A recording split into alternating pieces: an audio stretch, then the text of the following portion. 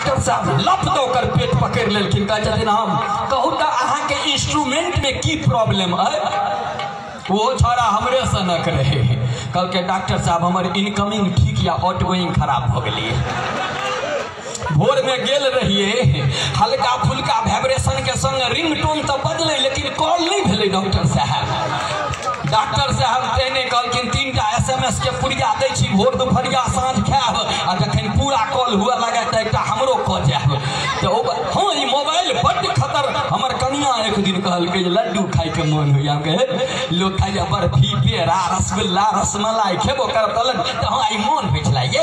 हम कहलिए कि तो अच्छा ठीक है कथी वाला लड्डू खा तो बूंदी वाला जे भेटे छे। हम कहलिए रौद में तो हम एखन जाब नहीं हम ट्यूशन पढ़बै ला जाब तो साँझ में वापस आब तो लेने हमरा जाए के कौन जरूरत है या मोबाइल लिया ना इनमें नंबर है लगबियो ना अपने घर पहुंचा दे अहूँ के बुझलिए ऑनलाइन सेवा तो हाँ वो नंबर लगेलिए उम्र से लड़की के आवाज ले मिठाई के दुकान में आपका स्वागत है मिठाई के लिए कृपया 1 दवाएं नमकीन के लिए 2 दवाएं हलवा के लिए 3 दवाएं मावा के लिए 4 दवाएं हमें मिठाई चाहिए 1 दवा दिलिए उम्र से फिर कहे लड्डू के लिए 1 दवाएं रसगुल्ला के लिए 2 दवाएं रसमलाई के लिए 3 दवाएं बर्फी के लिए 4 दवाएं। हमारे कन्या का फरमाइश रहे लड्डू के हम लड्डू में भैंक दिलिए आंगुर फिर उम्र से कहे मोतीचूर के लड्डू के लिए 1 दवाएं बूंदी के लड्डू के लिए 2 दवाएं बेसन के लड्डू के लिए 3 दवाएं मावा के लड्डू के लिए 4 दवाएं। हमार कन्या के फरमाइश रहे बूंदी के लड्डू हम 2 दवा देंगे। उम्र से फिर वो लड़की कहे 1 किलो के लिए 1 दवाएं 2 किलो के लिए 2 दवाएं 3 किलो के लिए 3 दवाएं 50 किलो के लिए 4 दवाएं। एहि बेर हमरा से हो गई गलती ने 1 ने 2 ने 3 डायरेक्ट 4 दवा देंगे। जखने 4 दबले कि कन्या के गले जुलूम भेल त की हमके 50 किलो लड्डू बुक भ गेल फोन काटू हम लब तक फोन धरफड़ा के कह दिलिए। आधा घंटा के बाद वह लड़की के फोन अवे छे हाँ आपने 50 किलो लड्डू का ऑर्डर दिया था अपने घर का एड्रेस बताएं। हम कहले नहीं मैडम मैंने फोन नहीं किया फोन कर दिया। फिर 10 मिनट के बाद वह लड़की के फोन आए सर आपने 50 किलो लड्डू का ऑर्डर दिया था अपने घर का एड्रेस नहीं बताया। हम कहले मैडम मैंने फोन ही नहीं किया नहीं इसी नंबर से आया था। हम कहलिए अब एक से पिंड छोड़बे लेल किछ करऽ पड़त। हम कहले मैडम सुनिए है मैं कुल 15 भाई हूँ पहला से बात करने के लिए कृपया 1 दवाएं दूसरे से बात करने के लिए 2 दवाएं 9 तक पहुँचलिए कि काका फोन काट दिल। हम कहले चल भाई खुदा ने किया मेरा काम हमार काज हो गए। 50 किलो लड्डुओ कनियों के मन रह गए लड्डुओ वाली के मन रह गए हमरो मन अपन रह गए। एक बेर निक लागल हुआ तो जोर से थपड़ी दियो हम सत्यनारायण भगवान के कथा नहीं कहलिए। हाँ आब जे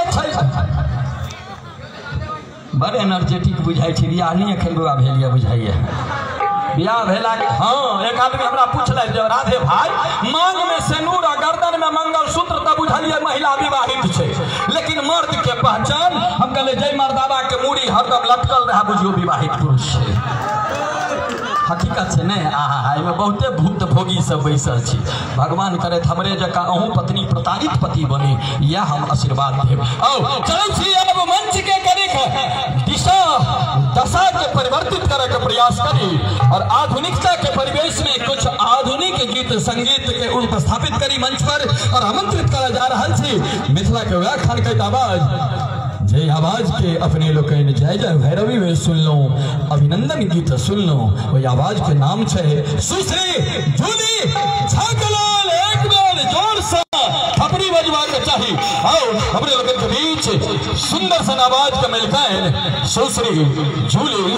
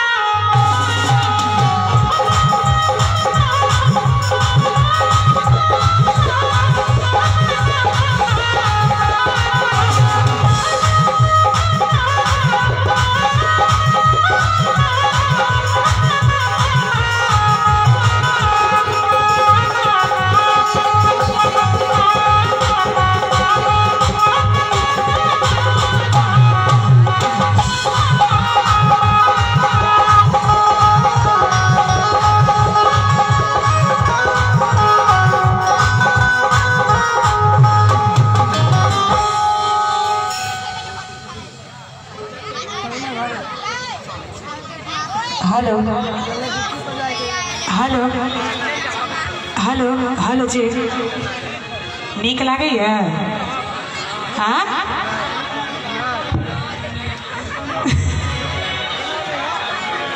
वाह, बहुत पहले से भीड़ बढ़ गए ना राजे भैया, भीड़ बढ़ गए पहले से। अच्छा इंतजार कर रहे चलिए।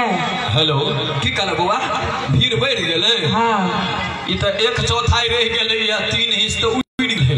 अच्छा हाँ छौड़ा सब अपने में छरपिटा लेलके। हाँ तो कोई में 2-4टा एम्हर गए, 2-4टा उम्हर गए, 1-2टा भंगैठ गए, 1-2टा अधपक्कू भ गए, 1-2टा अधफट्टा भ गए, सब एम्हर उम्हर भ गए।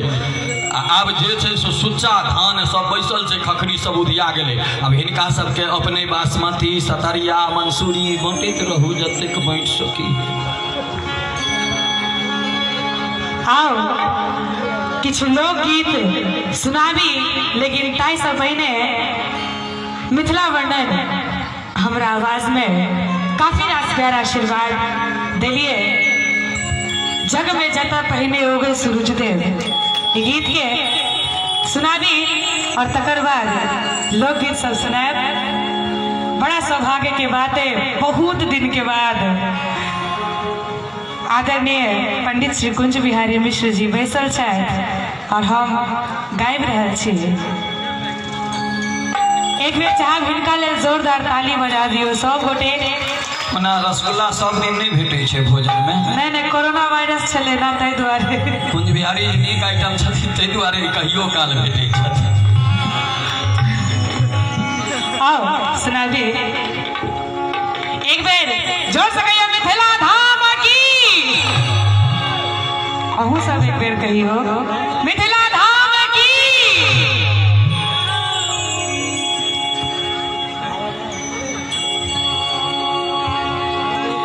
जग में जटा पहिने हो गए सूरज देव, जग में जटा पहिने हो गई सूरज देव, कोशी कमला बलान रे। एक बेर ताली बजा दियो सब गोटे हमरा संगे। ओही धरती पर घर मोर भैया, ओही धरती पर घर मोर भैया, विद्यापति के नाम रे। ओही धरती पर घर मोर भैया, विद्यापति के नाम रे। जग में जटा पहिने हो गई सूरज देव, जग में जटा पहिने हो गई सूरज देव, कोशी कमला बलान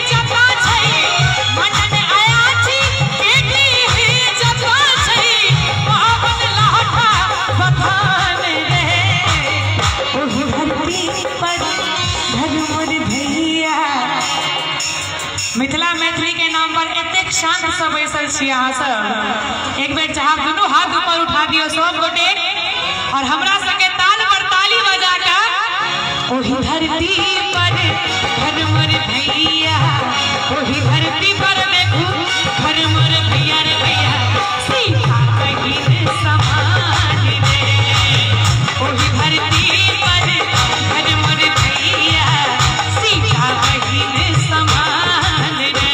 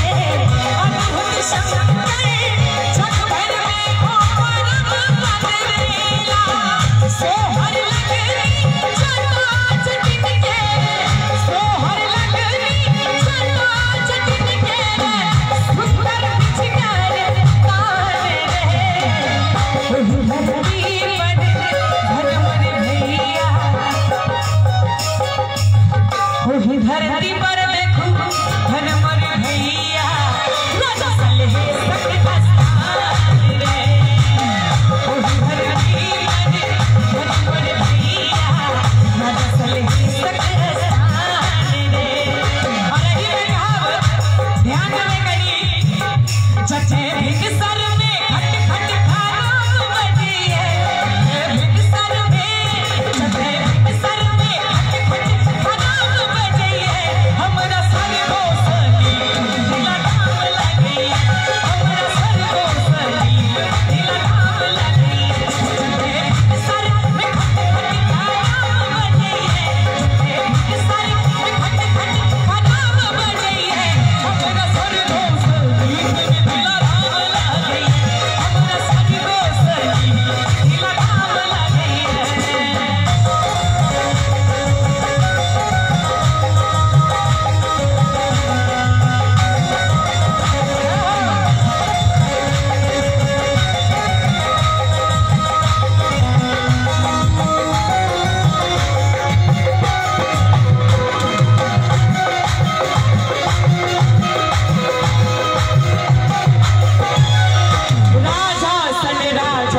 जनक जी विराजै छै, शिव के धनुष जान की उठाबै छै। राजा सन राजा जनक जी विराजै छै, शिव के धनुष जान की उठाबै छै।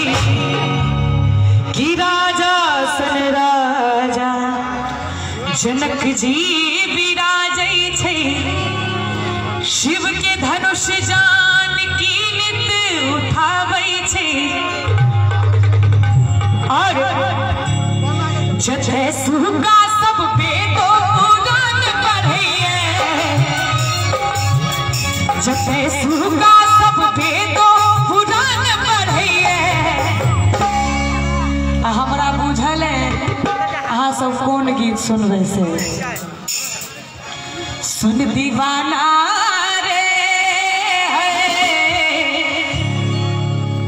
दीवानी कहिए ज़बान।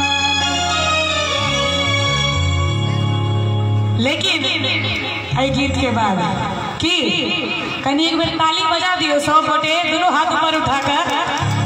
कि जचे सुगा सब वेदो पुराण पढ़िए, जचे सुगा सब वेदो पुराण पढ़िए, हमरा सर को सली दिला धाम लगी, हमरा सर को सली दिला धाम लगी, हमरा सर को सली दिला धाम लगी, हमरा सर को सली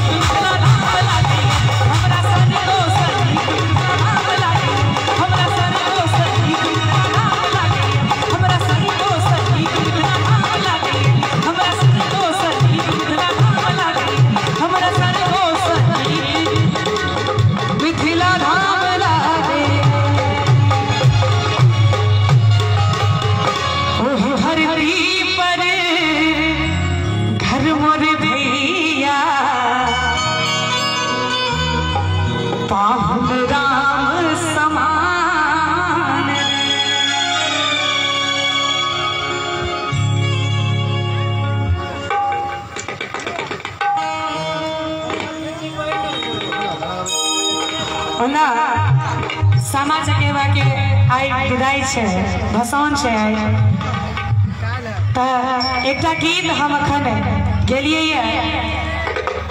गांव के अधिकारी तोहे बड़का भैया हो बहुत पुरान गीत और एक बेर मैथिली गंगा यूट्यूब चैनल से ये गीत काफी प्यारा आशीर्वाद दिलिए ये गीत के सुनाबी।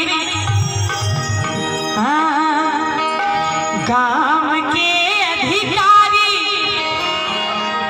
तो है बड़का भैया हो आहे छोटा भैया हो आहे भैया चंपा फूल लगाए दिया भैया फुलाए दिया चंपा फूल लगाए दिया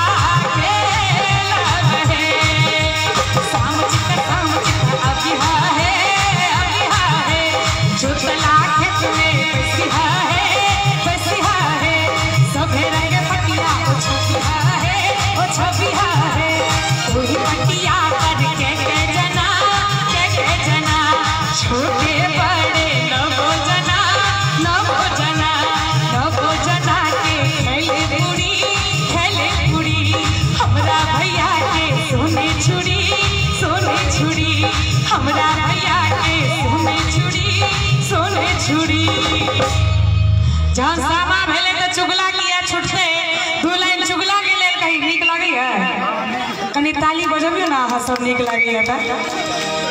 चुगला लगन बिता काएला ससुराली में पाकल पाकल दाढ़ी में ना। चुगला लगन बिता काएला ससुराली में पाकल पाकल दाढ़ी में ना। चुगला लगन बिता काएला ससुराली में पाकल पाकल दाढ़ी में ना।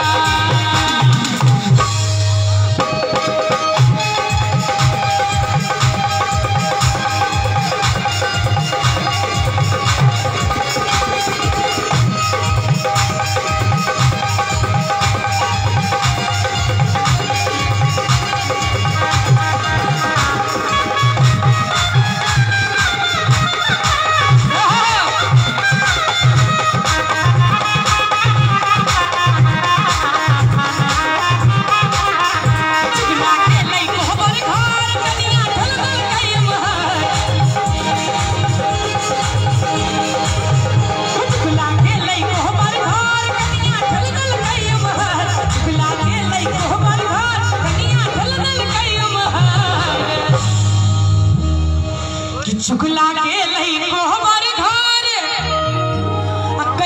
ठेल दल कयम हर। और जे गोटा ताली में बजेथिन हुनकर सातो विद्यानाश। अहाँ सब दोसर देश से आयल छियै? कभी ताली बजा दियो, नीक लागत हुए। चुगला आँख मरोड़ने, चुगला आँख मरोड़ने, वहाँ जाकर के बजे छे से हमरा की पता। आ चुगला आँख मरोड़ने पारल छै गोरबारी में पाकल पाकल दाढ़ी में। चुगला लगन बिता काएला ससुराली में पाकल पाकल दाढ़ी में। चुगला लगन बिता काएला ससुराली में पाकल पाकल दाढ़ी में। चुगला लगन बिता काएला ससुराली में पाकल पाकल दाढ़ी में। चुगला लगन बिता काएला ससुराली में पाकल पाकल दाढ़ी में।